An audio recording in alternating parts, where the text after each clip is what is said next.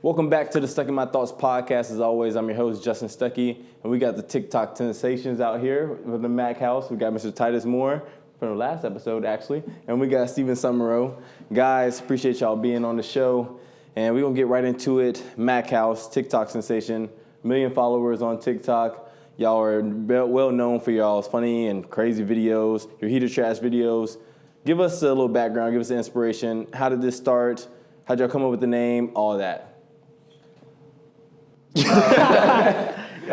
So pretty much how we started was, as cliche as it sounds, I had a dream, bro. Oh. And like Martin Luther King. Yeah, I mean, Do not compare this. I'm not comparing this to Martin Luther King or anything, but I for real had a dream. Like I was sleeping in my bed, and then I was about to wake up, and then you know how like you kind of half asleep but you're still dreaming. That's what it was.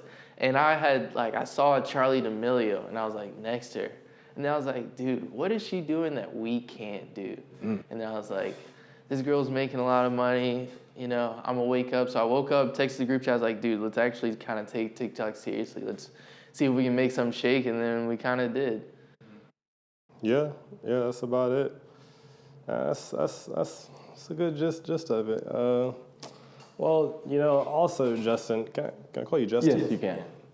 So the whole concept of TikTok was to really just have fun and enjoy our quarantine. Yeah, this COVID time. So this all happened in 2020, at the peak of COVID. And our parents wouldn't let us hang out with anyone else except for us five. Yeah. It's we would just go to each other's houses, then come back. And that's it. Yeah, that's the day. So we just started filming videos and we started doing skits and just following trends and stuff.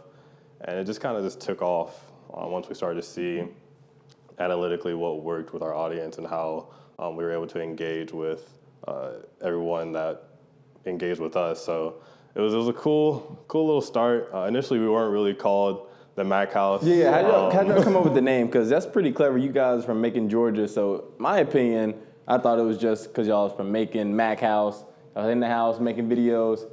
How did it come up? Yeah, it actually wasn't clever at all. The initial name, we were just five black individuals.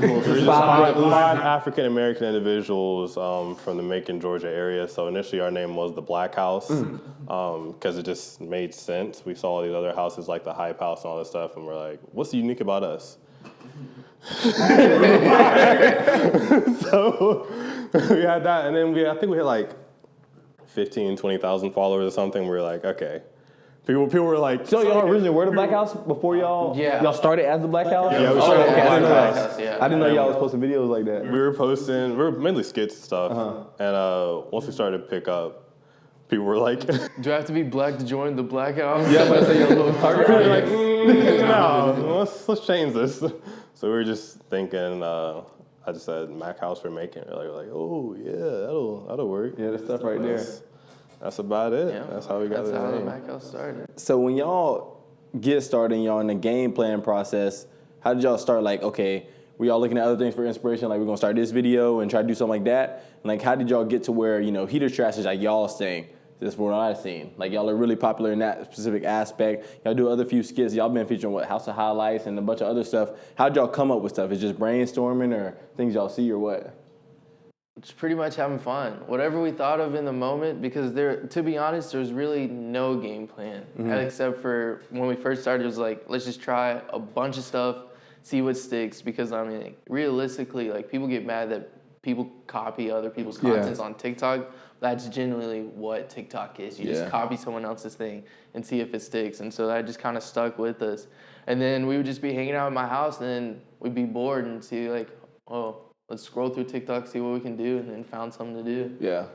Yeah, we mainly started with skits and things like that. Like Steven said, we're just having fun. My whole thing was I just wanted to not feel like I was doing work. And to be honest, when Steven told us he had this dream and all this, I was like, bro, whatever. And then he was like, let's just come over and start making videos. All right, it's good to hang out with some of my closest friends to make videos during quarantine. That sounds like a lot of fun. Let's do it. So we started doing it, and like you said, we were just finding trends that we're working on TikTok at the time and replicating it, adding our own special twist to it. And then I saw people playing like a playlist of music, and they were saying whether it was good or bad. And I was like, let's just try that concept of heat and trash. So we put a heat emoji on one side and a trash can emoji on the other side, and we're like, I told them, hey, if you guys like this song on this playlist, go to this side. If you don't, go to this side. We did it. It was a lot of fun in like the 45 seconds to the minute that we did it, and people online started to really engage with it. I personally noticed like the nostalgic vibe behind it, so people really appreciated hearing old music that they like, or hearing other people's opinions about music that they didn't like, and things like that. So it created this rolling snowball effect in the comments of, this is good, no, it's not good, and people going at it with each other. It just kind of picked up from there, so people really enjoyed it. Like I said, we had opportunities to work with really good companies, Racetrack, working with their specialty with the Atlanta Braves a couple of years ago.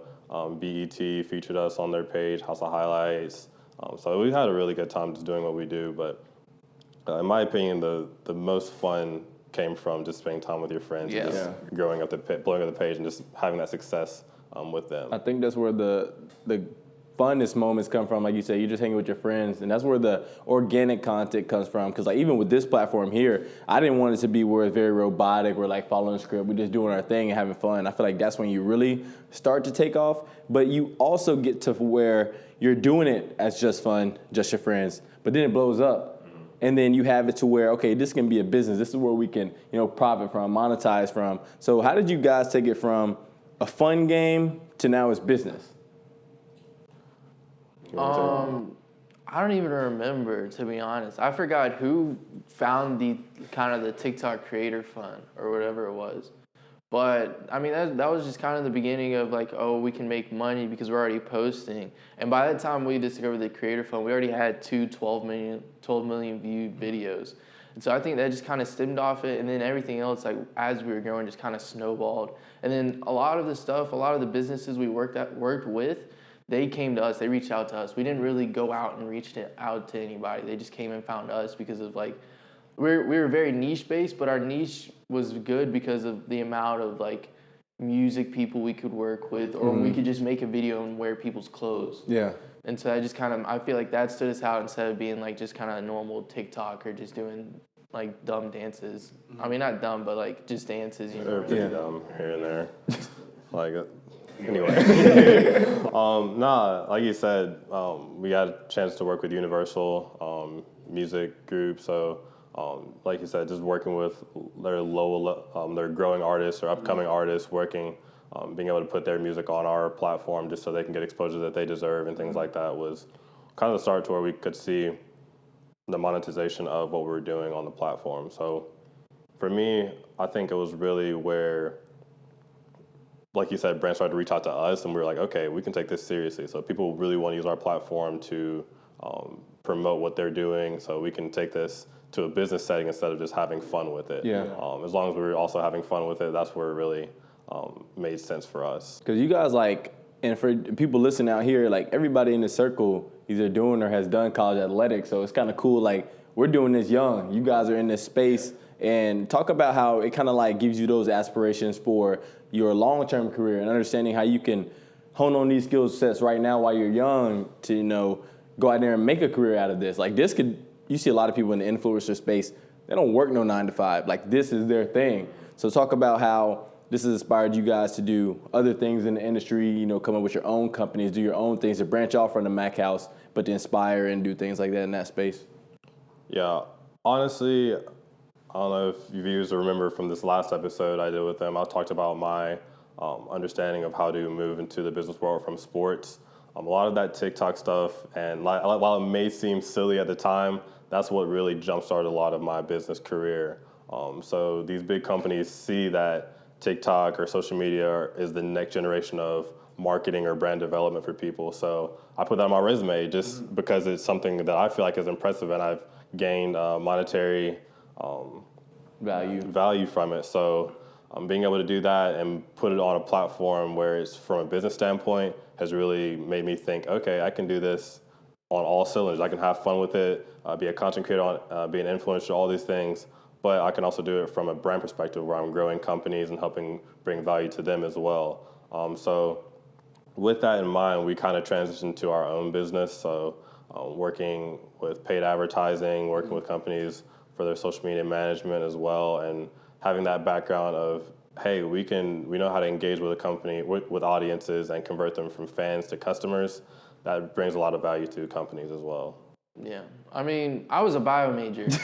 This has hit me by, I turned complete 180. I didn't hate biology. Like, I always wanted to be an optometrist and take over my dad's kind of patients and, his practice. So, like, for me, I realized that I didn't like my biology classes. I hated what I was doing. Even though I finished with a bio degree, I didn't want to go 4 more years of school and become an optometrist. I was like, might as well just go give it my MBA, do a year and a half, and then kind of grow the business with Titus. So like from that aspect, it kind of changed. Like TikTok pretty much changed my career path and what I was doing completely. And now, I love it. I love it more than going into a biology lab and being there for 3 hours and doing something I don't even care about or I will never use in my life. Okay. That's realistically. Shoot for your dreams, kids. Your real dreams. No, but my dad used to tell me, I used to call him and be like, dude, I don't know if I can keep doing this. Like, this is terrible. Like, I hate sitting in a lab for 3 hours. He's like, just get through it. You don't even really have to pay attention all too much. Just get through it because you won't use it.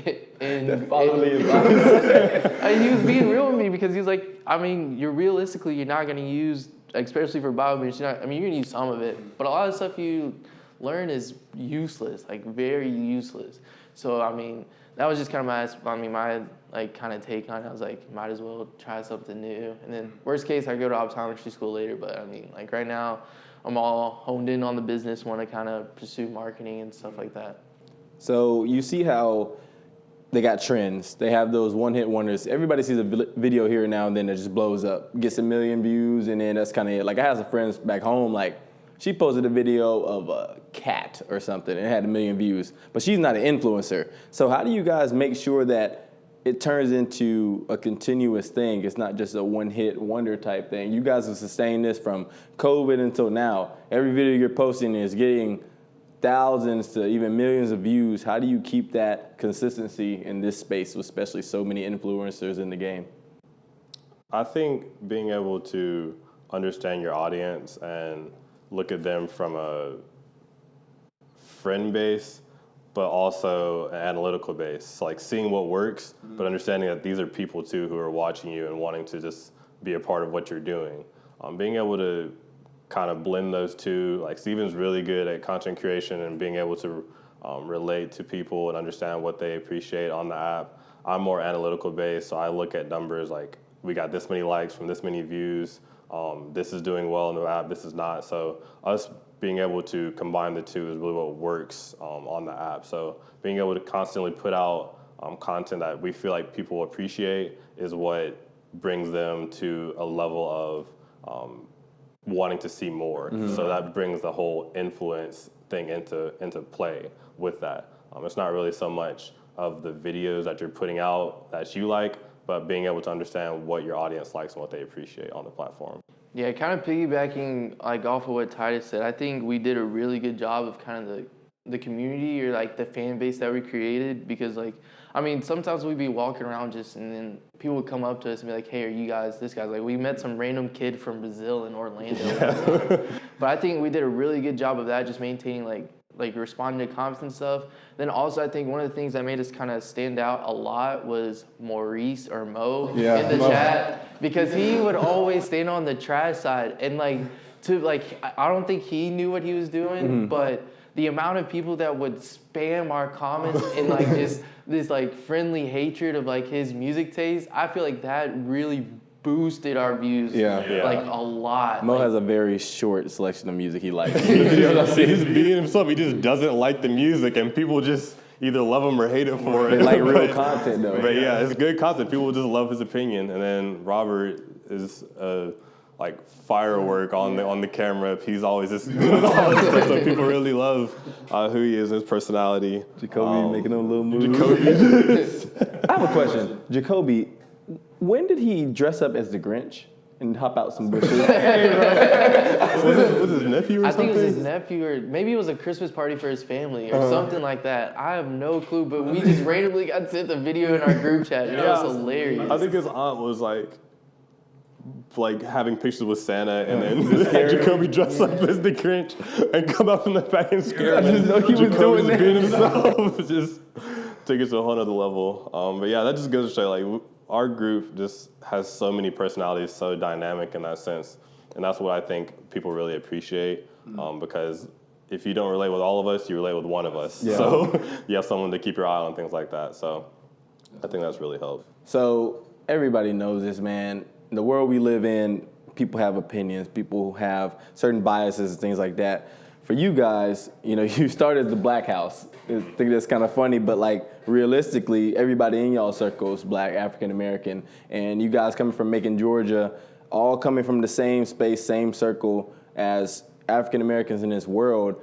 How does it feel for you guys to, you know, put your mind to something, like you say you had a dream, put your mind to something and see it, you know, blow up and exceed expectations and to kind of give you motivation to pursue more and go for more in this space? How does that feel for your, you know, you being Black out in this world?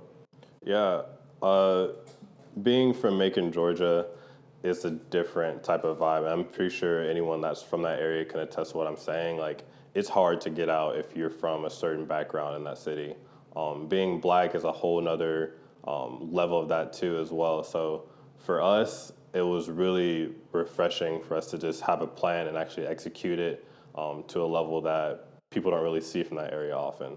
Me personally, I want to be able to say that, hey, I did this with my friends, but I also leveraged it to a position where I can do this at a global level for all these huge companies. Like I said earlier, leveraging it from a business standpoint, being able to learn what I learned from this incredible opportunity with my friends and navigate it to a point to where it's not just one-dimensional. I can reach any aspect of business in the world through marketing, through that social media platform that I was given so many years ago.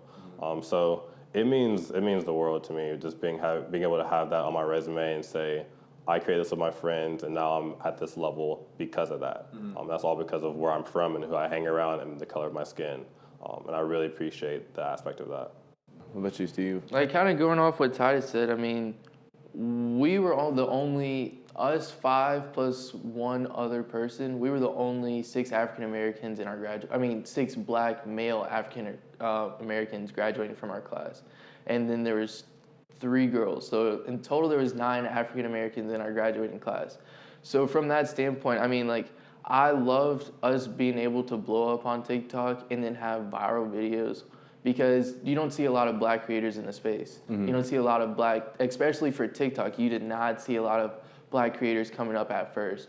So I think like kind of that was just kind of inspiration to me, but also inspiration to other people, showing like, hey, we did this too. Like, we weren't just kind of these one-hit wonders, like one video and stuff. We did it, we followed our dreams kind of, and we grew from it. And now we're growing a business also. That's what's up right there. Okay, guys, I know we're getting towards the end of the episode, but I kind of want to get you guys' take on this. You guys have worked with a lot of brands. You mentioned the Overtimes, the Chubbies, you've been on House of Highlights, Universal, long list. You guys going forward in the future, who is somebody you would like to work with or a company you would like to work with? One from each of y'all. It can be either or. Oof. I really like New Balance. Although, I would like to get back into Overtime. Because, for people who don't know, we were Overtime influencers early on. We posted a couple of basketball skits. They liked what we were doing, so we kind of just did that for a little while, and then we kind of phased out as we started to expand to different areas. But I think Overtime was a lot of fun, being able to rep the brand, throw the O up, say you're an Overtime ambassador, things like that. That was really cool. But I also like New Balance. I like the aesthetic of the entire company. I'm pretty well acquainted with the CMO of there, so I talk from time to time with him. But nothing from the influencer standpoint. But I think down the line, this is a strictly business. But being able to work with them at some point would be a dream come true for me. I'll do the influencer side. Yeah. I want to work with, this would be like a dream, Kai or Drewski. Because I just feel like if I got around them, we would have a good time. Like there would just be nonstop laughing. Yeah. Because I'm kind of like a goofy person like that also. And they're from Atlanta. And they're from Atlanta. So that's not too. Hey. Y'all listening, Kai and Drewski. Hey, I met We'll be Drewski at around. the Auburn LSU game. I actually got his manager's number. He never texted me back, but it's okay. It's okay. Drewski doing big things. We're going to run it back, though, because we need to get him on the show, get him to collab with the Machouse, because that definitely will go viral. Nah, they go crazy, man. That's what's up. I forgot about them, too, man. Hey, there's a lot of... Honestly, that's the other thing. Being from Macon is incredible, but the Atlanta space with the creators in that area has been really on the come up lately. So I think that, yeah, AMP, they're killing the game. They've always killed the game. So I think being able to feed off their energy is really what got us. You know what would be crazy? An AMP Machouse overtime collab, because you know they work with overtime and OTE. Oh, they do? Yeah. Because Duke and Agent are like announcers for OTE. Oh, that's right. Yeah, we're going to get Dan Porter, the founder and CEO, on the show probably in the summer. We're talking with his people right now, so we're going to mention the Machouse again. Everything's falling into place. Everything's falling into place, man. Stuck in my thoughts, Machouse, we all in this thing. We're going to be all We're going to be all right. Fellas, I appreciate y'all being on the show. sir. Hey, man, if y'all listen to this, make sure to go ahead and like, comment, subscribe. Go follow the Machouse on TikTok. Go ahead and listen to all the upcoming videos of Stuck in My Thoughts podcast. We're going to catch y'all for the next episode. Guys, we out. Thank you.